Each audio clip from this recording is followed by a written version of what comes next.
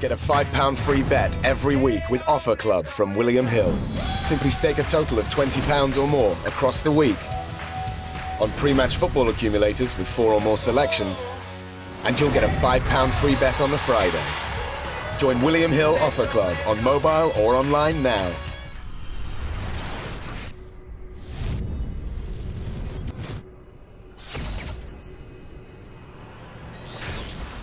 This is KUGAN CASSIUS Rifle TV in association with Macklin's Gym Marbella. We are at the Metrum Gym. With me, I've got Scotland's only ever free weight world champion and the current WBA super champion, Ricky Burns. How are you? Oh no, I'm doing good, right? See, you've toned the colours down a little bit lately. Nice and bright. Nice and pink. Short sun down here. It's nice to be back down here in full training rather than tracksuits and jackets out back home. That's it. People still want to know if you still work at that sports shop in Scotland. I know, Joe. I've had that a few times.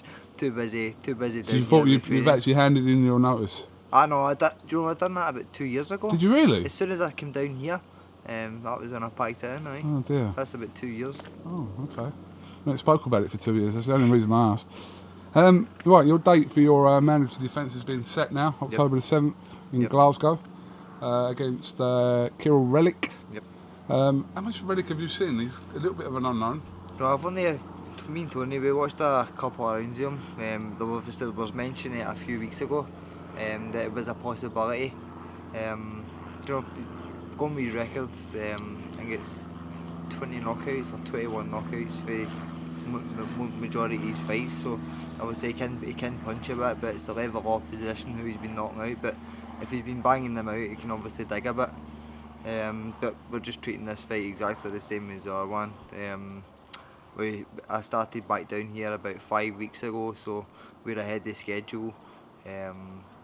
We're just right in the middle of, we've just started all the hard sparring and that just now, so we just can't wait to get in there. Obviously trained by Ricky Hatton. Yep. Ricky Hatton speaks very highly of him. Quite, understandably believes that this is Relikh's time. But I'm not sure how the setup happened between Ricky Hatton and Relikh, how they got together. I'll have to find that out amongst them. But yeah, obviously it's adding a little bit more interest to the fight, the fact that he is trained by Ricky Hatton. No, definitely. We're expecting a hard fight. Young Conor Ben, who obviously trains alongside us now, he used to train alongside him when he was up at Hatton's gym, so he's done a bit of sparring with him. So again, Conor said that we knew, looking at his record, they can punch a bit. But like I said, we're confident to get out here and getting the job done. Although we have decided to go for the mandatory, there was some big fights offered to me. They obviously fell through for now.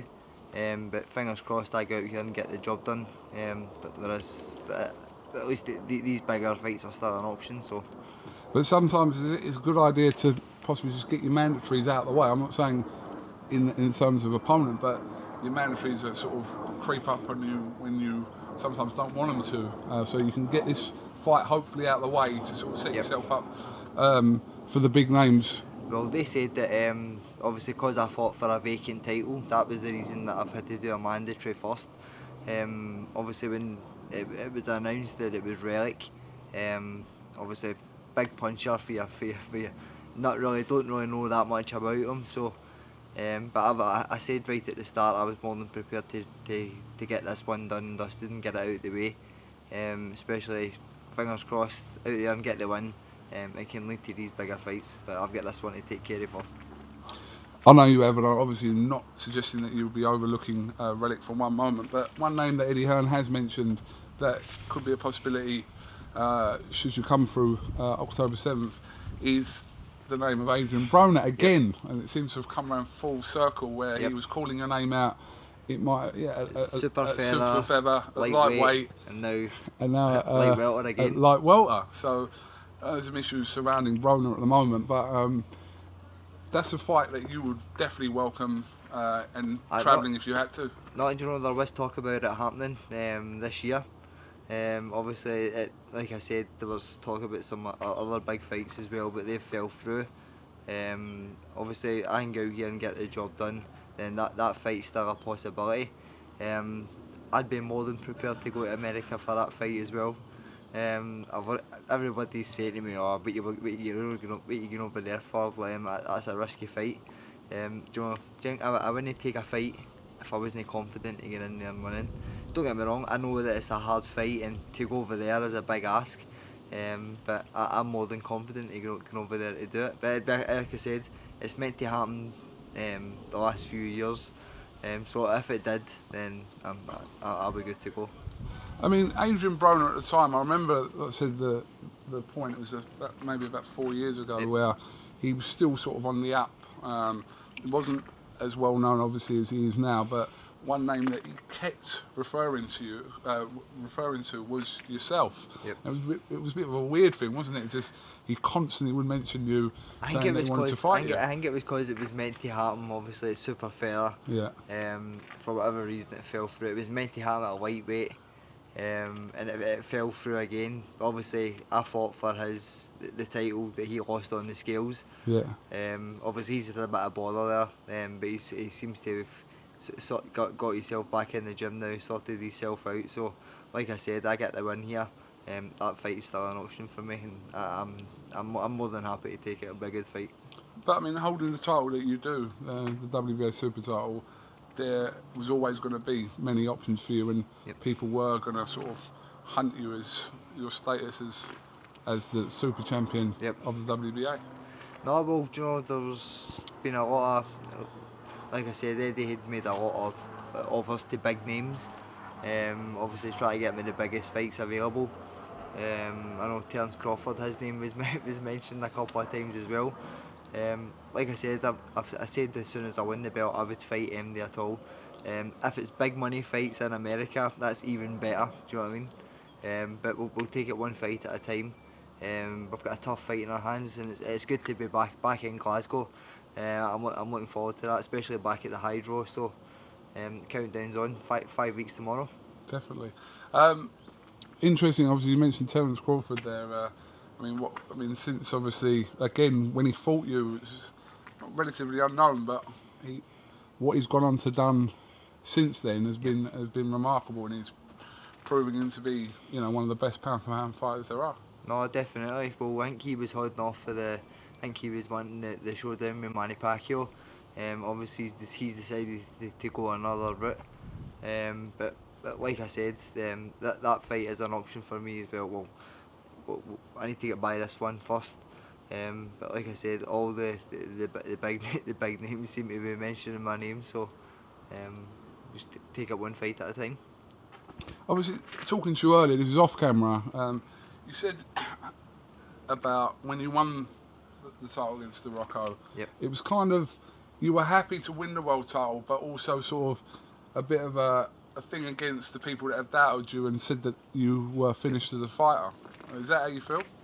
I wouldn't really. At the time when people are saying it, especially when I was at that point, and people are basically saying, when after fights and stuff, and people are saying, "Oh, he's finished. He should just pack it in. He's not got it anymore. He's not going to do this. He's not going to do that." Everybody's entitled to their opinion, but sometimes they're maybe better off just keeping them to themselves. I think I more had a point to prove to myself that last fight, and to prove all my doubters wrong. I know I don't like looking back over what's happened over the last couple of years or anything like that, but it was hard trying to come through it. But like I said, that fight, winning that fight there, it's the start of a new journey for me. And like I said, there is some big fights out there to be made. So, and I've never, throughout my career, I've never ever said that I'm going to do this and I'm going to do that and I'm going to be number one. Do you know what I mean? I've just took it one fight at a time, and that's what we're still doing now. I've always said I'm prepared to fight MD at all. It doesn't matter who it is. The best man will always win. That's what I say. It's a good attitude to have. The card on the 7th is obviously already shaping up. Yep. Good little fight on there between Charlie Flynn and Kofi Yates. I know it'll be a good scrap, aye. Yeah, Willie Limond and O'Hara Davis, Dylan White on the bill as well. Scott Cardle against Hooper. Yep. Shaping into a good bill. No, I'm looking forward to it. Obviously the last fight, The atmosphere in the crowd were unbelievable. Obviously this fight's only really been announced, like we've got 6 weeks to the date, but fingers crossed that we get a good turnout here. The fans come out and show their support. Like you just said, there are great nights, some great fights on the bill, and I'm just looking forward to being part of it. All right, Ricky. Well, listen, thank you very much for giving Eiffel TV a bit of your time. And like I said, October 7th is not a million miles away, so I'm sure we'll catch up with you. Eddie Hearn's got a press conference planned in the next couple of weeks or so, I suppose. So, Well, no doubt I'll see you soon. sure, catch up with you then. Ricky, thanks for talking to us. No problem.